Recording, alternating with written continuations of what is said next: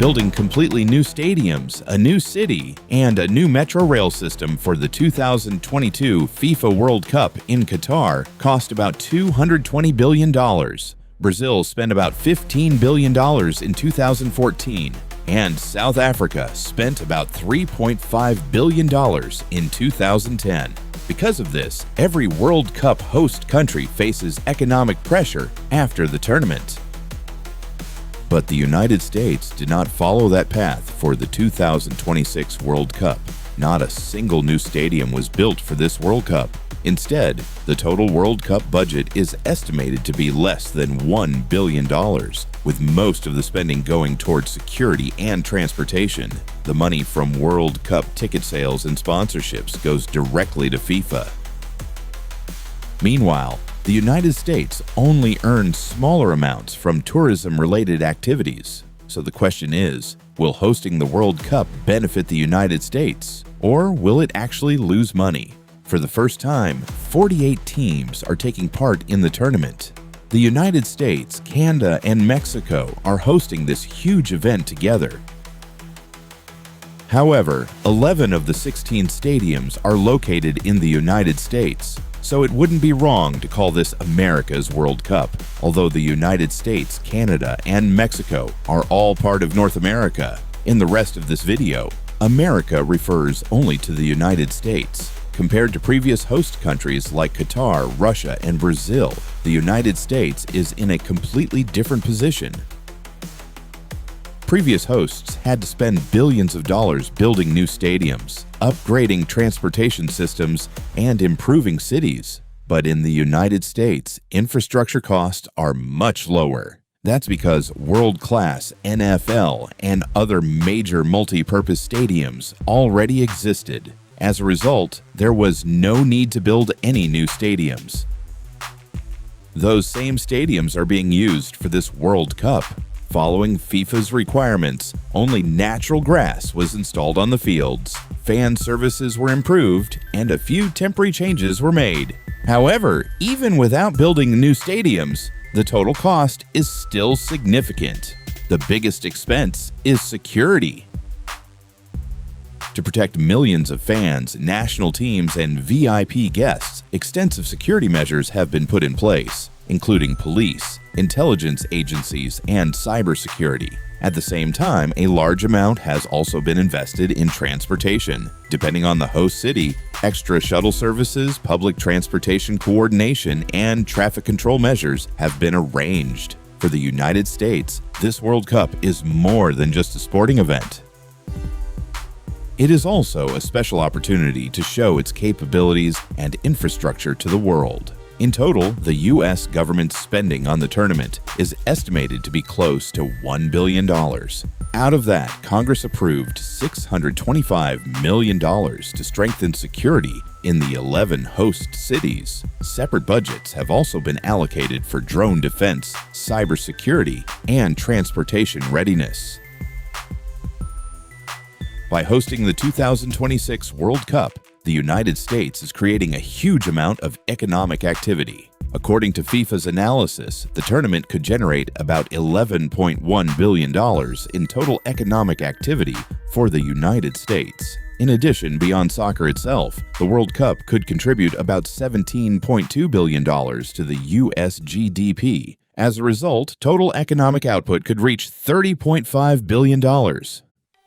At the same time, about 184,000 jobs could be created across the country. This could increase labor income by about $10.2 billion. The biggest source of this money will be tourism. According to a Reuters report, about 13.1 million visitors could travel to the United States, and around 11.3 million hotel room nights could be booked. After tourism, the next biggest source is retail sales. Millions of fans will buy jerseys and souvenirs, explore cities, and eat at restaurants before and after the matches. As a result, shopping centers, restaurants, food trucks, and local businesses in tourist areas could benefit from the extra customers. According to an analysis by Goldman Sachs, the World Cup is expected to be positive for the airline industry overall. Trains, buses, shuttle services, and domestic flights will also see increased demand, creating another wave of business for the transportation sector. The U.S. government will also benefit significantly from all of this. Sales taxes, income taxes, and taxes from local businesses could generate about $3.4 billion in direct and indirect tax revenue. In other words, for every $1 billion the government spends, it could receive about $3.4 billion back through tax revenue alone. The FIFA World Cup also serves as global branding for American cities. Cities like Miami, Atlanta, and Dallas are not just selling tickets. They are also promoting themselves to the world as ideal destinations for future tourism, international business conferences, and foreign investment. As a result, the tournament is considered an important opportunity to strengthen America's soft power.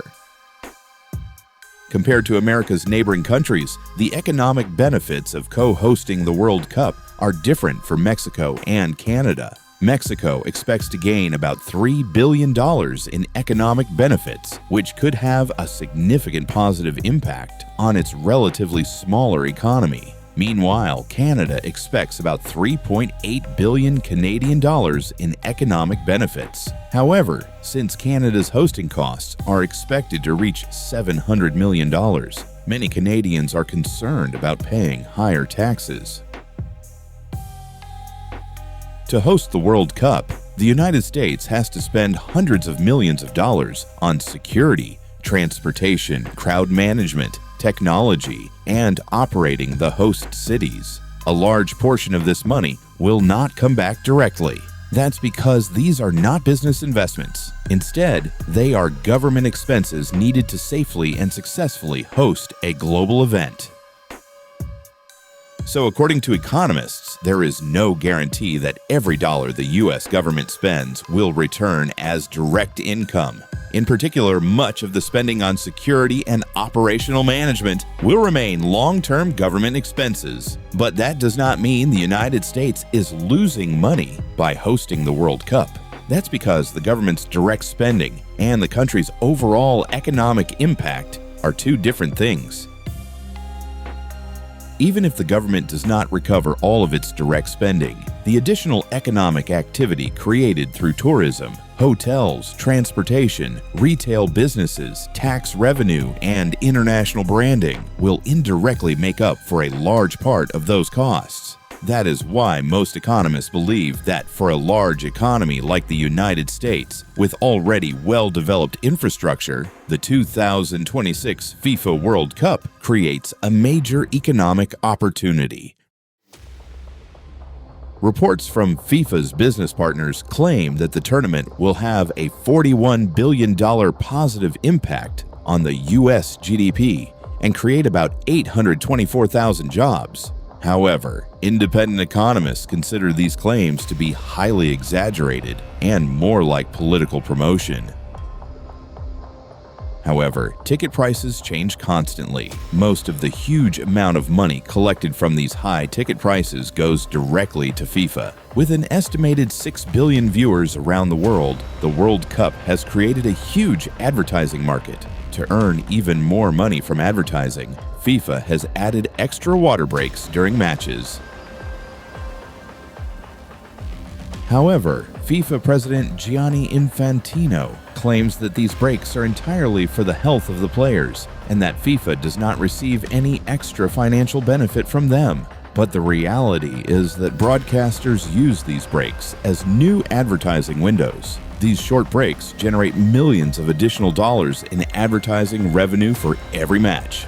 After FIFA, the biggest winners from the tournament are sportswear companies like Adidas, Nike, and Puma. According to football merchandise experts, between 18 million and 23 million official replica jerseys could be sold worldwide. During the 2022 Qatar World Cup, about 14.4 million official replica jerseys were sold. An official replica jersey usually costs around 14,000 to 16,000 Bangladeshi taka. If 20 million jerseys are sold, the official jersey market alone would be worth approximately 158 billion Bangladeshi taka. That is why the FIFA World Cup is more than just a sports tournament. It is one of the world's biggest businesses. Behind its official commercial activities is another massive financial sector, the betting market. During the 2022 Qatar World Cup, both legal and illegal betting together generated an estimated $200 billion to $300 billion in wagers. If you want to know why gambling increases so much during the World Cup and how large the global gambling market really is, you can watch our other video. Take care, stay healthy, and always stay with FactFlix.